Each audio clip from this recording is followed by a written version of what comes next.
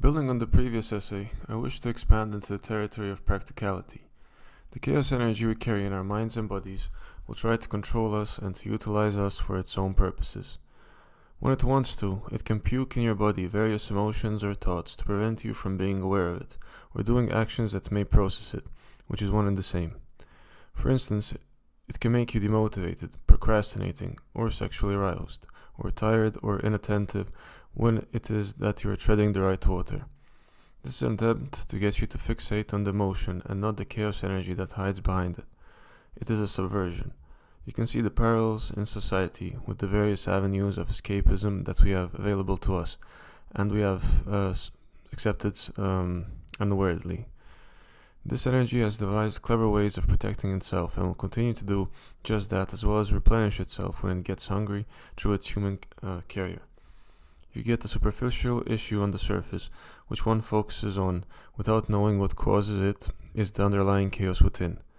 So if you feel things are never enough, if any experience to you is not good enough, if you are a passionate person always hungry but never fed and end up unfulfilled, this is because the activities you do have in part been hijacked by the chaos energy. Be it sex, power, money, hunger, if there is an underlying motive of destructiveness or insufficiency, you are being pimped out by the chaos energy. You don't need credit for your work. As discussed previously, personal ownership is folly because everyone contributed. Even the thoughts you had don't solely come from you. A trap that happens is that after a couple of wins, you are offered the idea of claiming the win as a part of your identity by this energy. The newfound success gets perverted. If you accept it, it will lead to egoic strengthening and again limitation in position. To palm your achievements is to lose it. The same happens if someone wrongs you and you buy into the idea that you now have superiority over them. But this would be going against the idea that we are all equal. If you hold a grudge or if you feel moral indignation to a destructive degree, it is to miss the point. A conflict should resolve with educating the person with decorum. Another trap is the idea of freeing yourself from chaos energy gradually, putting off your liberation. Obviously it is good to work at your own pace, but getting rid of chaos energy ought to be approached with a little more seriousness than just mere casualness may provide. Not looking at the situation too closely is a tactic of the chaos energy itself. One may use their emotions to guide them to the underlying chaos energy. If you are super excited to work on a project, but when you sit down to work you find your emotions are now contradicting your motives, then this is a sign that chaos energy is manipulating you.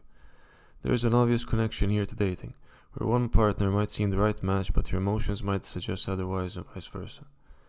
Once you transcend your ego and the mind, there will still be egoic energy in you that you need to consciously digest. This energy will still try to get you to resonate with other chaos energies. So the frame that may arise in your mind might be destructive ones, and you might have the awareness that it is chaos energy trying to get you to follow through with it. This energy may be stored in your body. It may be in the form of postural issues or aches and pains. It is also necessary to digest auxiliary energies that add up, such as bitterness or just mild irritation. Sometimes the chaos energy is subtle, but the key is that it will be negative. Simple awareness of the energy and where it is in your body will be enough, but it may take some time. This means days, perhaps. As a side note, this is why people do yoga or go dancing, for instance, and why connection with the body is so important. I claim the Apollonian and Dionysian divide we have with respect to the rational and irrational difference between logic and emotion is perhaps true when one takes into account ego and chaos energy. That is why discrepancy can happen, and people are quick to assume, oh, this is just how people are.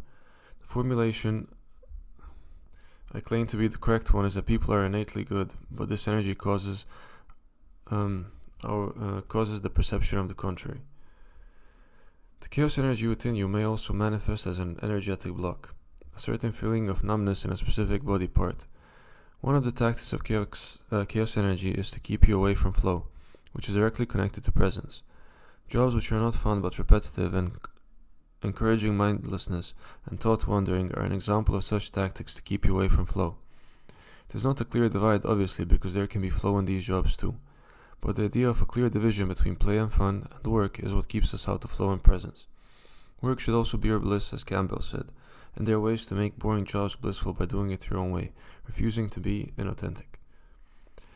One trap the unaware fall into is convictions. The beliefs they have that are erroneous are being held rigidly, and it will be difficult to expand their minds. It is, however, necessary for you to not waver in your conduct, and to be firmly rooted in goodness. If you appear to waver or don't defend your point to its completion, the other energy will sense it, and an ongoing test will be happening to see if you will waver. How much will you bend will be the question. It is not enough to know the right of way, although this will achieve most of it, but it is also required to be firm in it. Before I made this realization, I was sort of inviting testing by the other energy. It wanted to see if it could mold me. It was telling me to tone it down and to take into account emotions and all this, and sometimes it was just lies, or if I tested it, it would try to create a cloud of confusion because the person would get angry and just say things that don't make sense. If you engage the triggered person in a mean way, if you argue and get angry but not from a place of goodness, then the other energy wins because it got you to act immorally, and the other person will feel these emotions, which will seem to confirm that they were in the right, when in fact they created the mirage and confusion in the first place. When I realized all what was being preached to me was just an attempt to get me to sway from the path, and in fact I needed more grounding in my sense of reality, not more flexibility as the chaos energy was trying to suggest, then this element of the play was over. One final note about ego strengthening when doing good. The action is performed to help others and yourself, not to claim ownership so that you may feel superior. And the final one on disagreement. As you expose the chaos to the light, it will respond with trying to get you off topic and veer. It wants you to take the bait. Chaos energy wants to spread confusion, outrage, and wants to stunt thinking. Judgment and discernment rightfully grows as one progresses through their enlightenment by conquering more chaos within. For there to be room for more good, more bad needs to go. If one looks at an art museum, one may notice, if one were so attuned, that a lot of the great works seem to preach a certain love of suffering. I would argue, why is it that we must suffer? That seems like egoic energy wishing to enforce itself.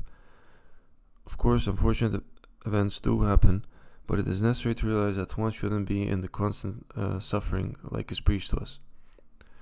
With respect to trauma energy, I claim it is because if you're stuck on something and there is trapped energy there, that your soul is calling your attention to what happened, because you have not learned everything that there is to learn there, and things like escapism take us further from processing it.